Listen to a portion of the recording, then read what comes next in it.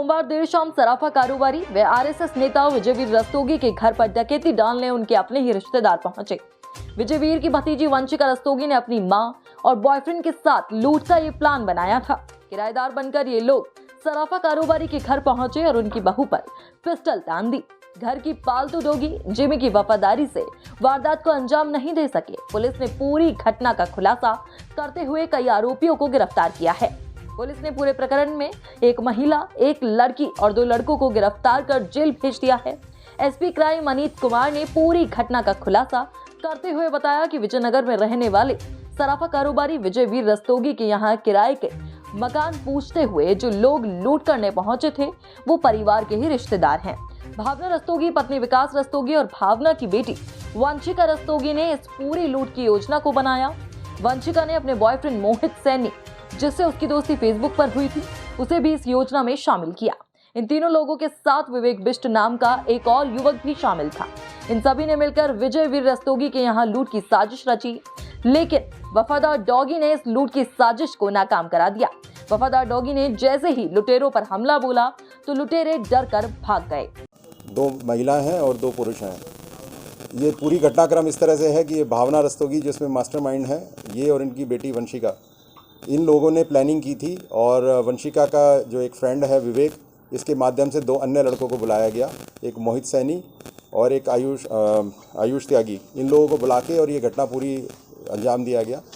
14 तारीख में इन लोगों ने रैकी की थी, तो इनको आइडिया था कि इस घर में कौन कौन मिलेगा और हम किस तरह से इसमें एंटर करेंगे।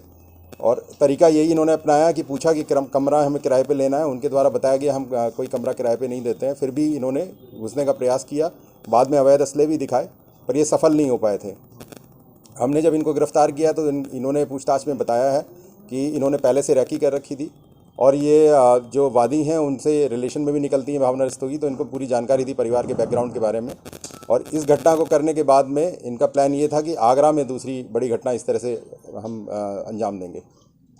भावना क्या रिश्ता था? भावना क्या रिश्ता है इस परिवार से? ये उसी परिवार से हैं और वादी की संभवतः भतीजी लगती हैं। अभी उसकी पूरी जानकारी की जा रही है।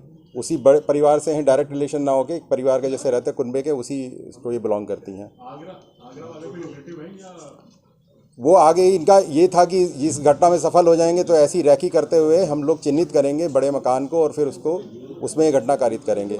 जो अवैध असले हैं, जैसे ये पर्सनल ट्रेनर है जिम में, जैसे जो लोग जाते हैं उनके घरों पे जाके ट्रेनिंग देती हैं, इस तरह का है। और बाकी छोटे मोटे काम करती हैं।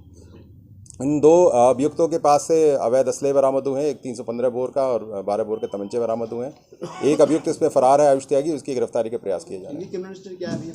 अभी उसकी जानकारी की जा रही है। अभी कोई घटना प्रकाश में नहीं आई है, किंतु इनके जो कि 2 अभियुक्त इसमें मुरादाबाद के रहने वाले हैं, तो वहाँ की पुलिस से संपर्क करके उनका आपराधिक इतिहास ज्ञात करने की चेष्टा की जा रही है। वादी की बेटी है, भतीजी है?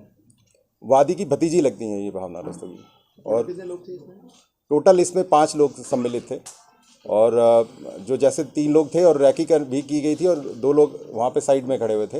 ये सभी लोग, इनका ये था कि जब एक बार वो महिला घुसने में सफल रहेगी भावना रस्तोगी, तो उसी के पीछे बाकी लोग भी अंदर एंटर कर जाएंगे और जो अवैध असले थे उनके बल पे डरा धमका के और ये बड़ी लूट करने का इनके प्लानिंग थी। भतीजे ने बताया कि इसने प्लानिंग कैसे करी है पूरी भतीजे को पहचाना भी होगा जब मुंह ढका हुआ था।